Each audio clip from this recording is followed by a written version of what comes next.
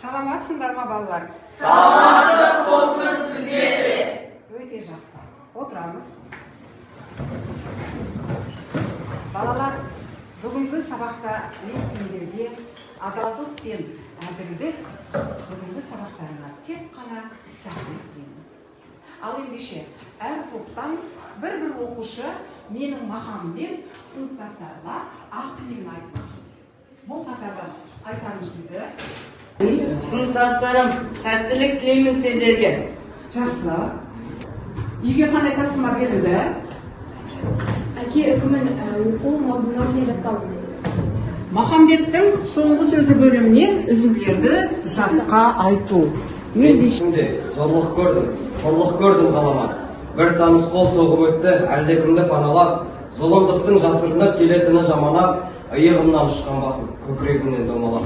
Бара жатты атамекен, ақжайықты жағалап, жүрегімнен аққан қанға боялып та баралап. Жә, бұл түсім тегін емес, мына сойқан заманда, тіршіліктен қоштасарса шықтау деймін маған. Өте жақсы. Қан емессің, қылаңсың, айыл құйрық жылансың.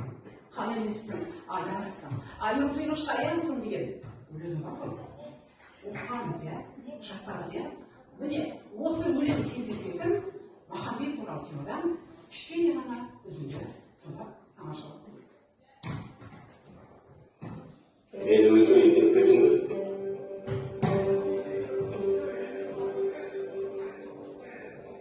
Өлімнен мен қорқайын. Өлтір қанымды. Қан емессің. Қасқайсың. Тоқта. Қасым басқасын. Дүсбірін келіп тағылап, дұшпаның сені бас қойсын. Қан емессің, ұлаңсың, құрышы баршылансың. Қан емессің, аяңсың, айылың шаянсың. Біз сіздермен бірге Мұхтар Шахановтың Нарықтың зауалы поэмасының әке үкімі бөлімін бастағалымыз. Сабағымыздың мақсаты көркем шығармадағы кейіпкер бейнесін ашып, үзінділерді жатқа айту және көркем оқу. Яғни, көркем шығармадан үзінділерді мазмұнына сай мәнерлеп оқу арқылы үзінділерді оқи отырып, кейіпкерлердің бейнесін ашу. Сабағымыздың мақсаты сол. Өте жақсы, өте жақсы. Бұл топ Қыдырғалидің мүлем оқуына қазіргі тапсырмасына басқармақтарыңызды көтеріңіздерші, қалай көтерер едіңіздер? Басқармақ қатысы өте жақсы екінші топ. Сіздер қалай? Қыдырғали сізге өте жақсы деген баға беріп жатыр сыныптастарыңыз. Басқа топқа. Өз тобыңызда әрине қандай бағасы? Ал екінші топтан өлең оқыған оқушыға сіздер көтеріңіздер. Өте жақсы. Қыдырғали өте жақсы. Ал енді Әшірәлі қандай көтердіңіздер? Көрсетіңіздер, көрмей тұрғын маған. Сәл бұрмалай кетесіздер. Негізінде адалдық әділдік туралы айтып қоймағанда, біздің бағамымыз да адал болу керек қой, әділ болу керек қой. Сіздерше сондай шығар, бірақ мен әлі де болса өлең оқуды жетіп білу керек деп сіздер жақсы деп айтады. Сіздер көтеріңіздерші. Қандай? Жақсы, өте жақсы, өте жақсы. Тура биде туған жоқ, туғанды биде иман жоқ деген балалар тура би болғанымыз дұрыс. Қай баланы бағаласақ та, қай балаға сын айтсақ та, пікір айтсақ та, тура би болғанға не жетсін. Шомбал жігіт кіріп келген телеп. Әке, деді ол кірген бойда. Әке, деді еркелеп. Жүруші еді маған ылғи өкпелі, кейуші еді мал болмайсың деп мені сол сөзіңді сұрап айтып аласың ау шамасы. Атышулыбай Мағамбет Сұлтанның маған берген сыйлығына қарашы. Төрде отырған әкесінің алдына маң-маң басып барды да, алтын жіппен әдіптелген жағасы сұр ішікті тастай салып баласы. Сөйле деді әкесі. Қандай ерлік көрсетті? 2 ай бойы қане қайтып жатшы? Баласы айтты. Топ бастадық 4 адам. Махамбеттің жақыны ықыласты үгіттеп, мақтап тағып арқаға, қосып алдық ортаға, ол түгелдей мына ұлыңның ақылы.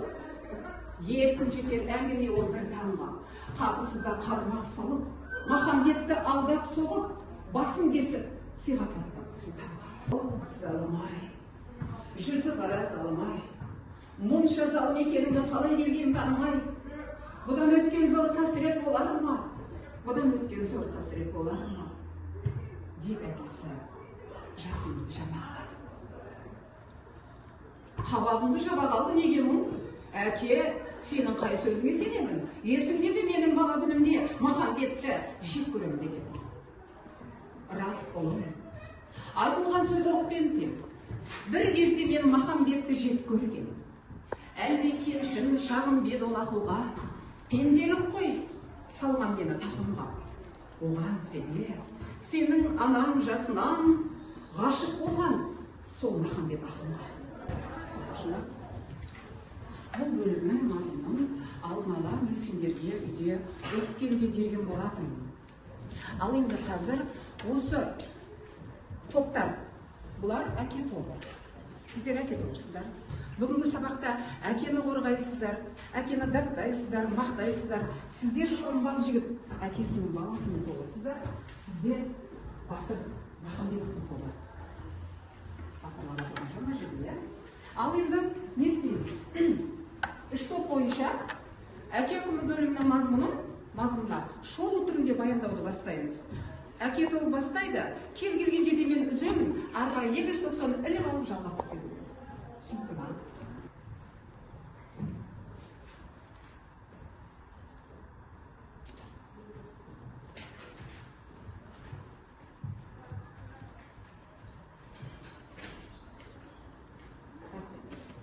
Ай, yavrum, ары қарай оқиға қалай өрбіді, не болды? Сонда әкесі баласына, залым-ай, сен неткен залым едің? Мен неге бұрын сенің залым екеніңді байқамағанмын? Бұдан өткен зор қасірет болмас, бұдан өткен зор қасірет болмас деп айтады. Ол өте мықты батыр еді. Деп баласына әбден тілдеді. Ұрысты. Жеріне жетті ма? Жетті. Ары қарай Махамбет тобы жалғастырып қойсайшы. Ұрысып жатыр әке. Ұрысты әбден. Біз қалай етеміз? Әке тобы. Сіздер әкені екеу ара жұптасасыңдар да. Әкені қайтеміз, мақтаймыз, тақтаймыз. Біреуіңіз мақтаңыздар, біреуіңіз тақтаңыздар. Үзінді келтіре отырып. Үзіндіні оқып бересізде, бұл жерде мен әкенің мынандай мінезін көрдім. Әке мынандай қаты бересіздер. Түсініңдер ғой, екеу жұптасыңыздар. Ал сіздерге екеу жұптасасыздар да. Жоқ, сіздер жұптасасыздар, сіздер жеке. Шомбал жігітті мақтайтындай қасиеті жоқ қой. Сіздер жеке шомбал жігітті әкесіздер тақтайсыздар. Ал шомбал жігіттің мінезін ашамыз. Үзінді оқимыз, оның мынандай мінезі бар екен. Үзінді келтіреміз, оның мынандай.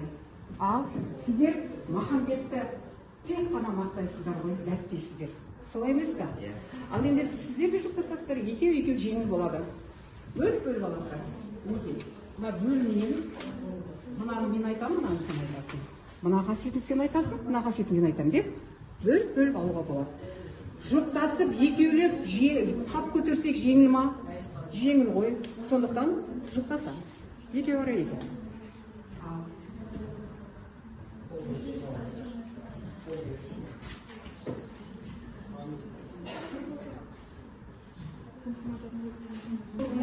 Бірінші жұп кім екен?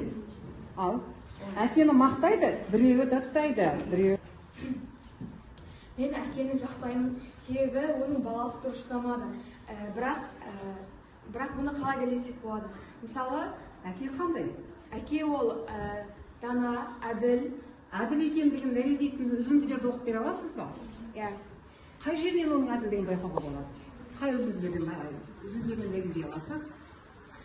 Арманжан, сені қойып жердің өтіне, залы ұрпақ түкіреді бетіне. Сол қорлықтан құтқарайын сені ұлым. Және ол зар оңайлықпен тыйылмас.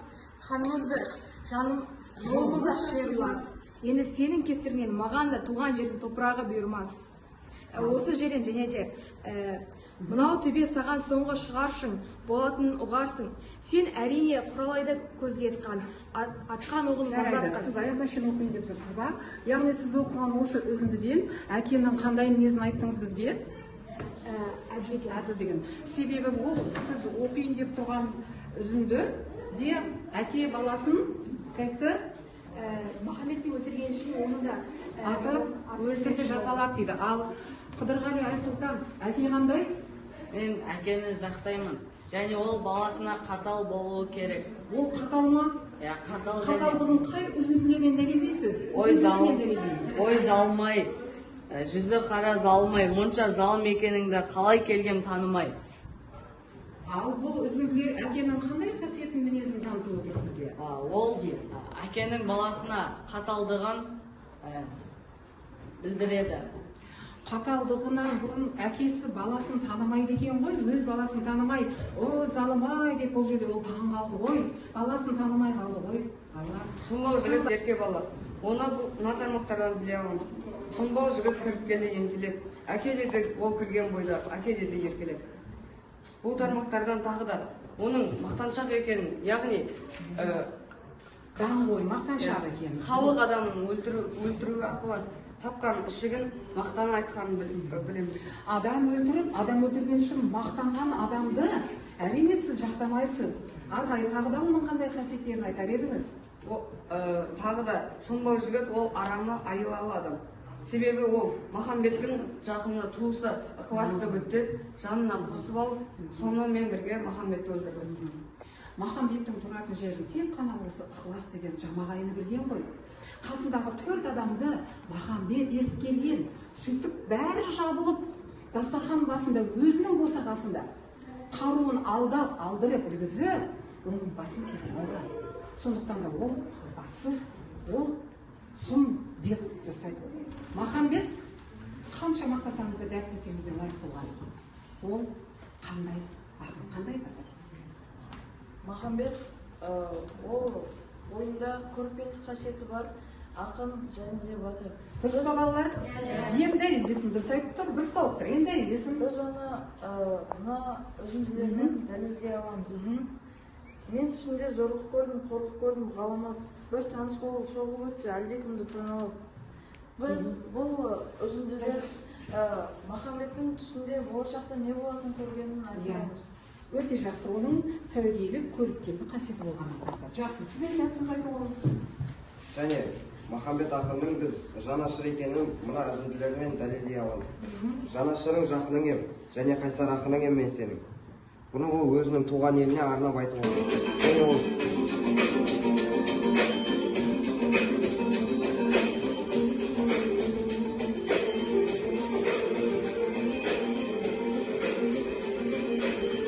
пікір сайыстық көрінеді. Пікірде алмас қылыштай жарқылдап, серілесіп, осы жерде сайысқа түсті. Айтшы, Қыдырғали, әкенің үкімі сеніңше әділдік па, жоқ, әлде ол қатыгездік пе? Ол әділдік. Себебі ол батыр, оның баласы нағыз батырды және халықтың жақсы көретін баласын өлтірді. Менің ойымша әкенің үкімі қаталдық. Себебі ол кішкентай кезінен бастап әйеліне деген қызғанышын баласына айтумен өзін үшін босатуда болды. Егер ол өзінің қызғанышын баласына айтпаған кезде ықылас еркен 4 адамның біреуі өзінің баласы болмас еді деп ойлаймын. Балаға әке мен шеше өзінің жек көретін, жек көрінішті дүниелерін заттарын айтпаса керек, айтпау керек. Өйткені баланың санасына титтейінен сол сіңіп, балаға жамандық жасамаса да ол әкесінің жек көрген кейіпкермен әбден жек көріп кетуі мүмкін. Отыра ғой. Ал айтыңызшы, сонымен Меніңше әділдік себебі жаңа баласы сіз Махамбетті жек көрем деп айттыңыз деп айтты ғой. Меніңше бұл тек қана сылтау. Меніңше оның баласы бұны тек ақшаға құныққаны үшін істеді деп ойлаймын. ол сылтау. Бала періште алтын көрсе жолдан таяды деген мың ділдә үшін Баймағамбеттің мың ділдәсі үшін тұзы жолдан тайды, ақша үшін халықтың батырын өлтірді дейді. Келісесіздер ма? Қол көтеріңіздер. Бәрін келсе деген осы. әділ деген шешімге келдік. Бір ауыздан әділ деген шешімге келдік.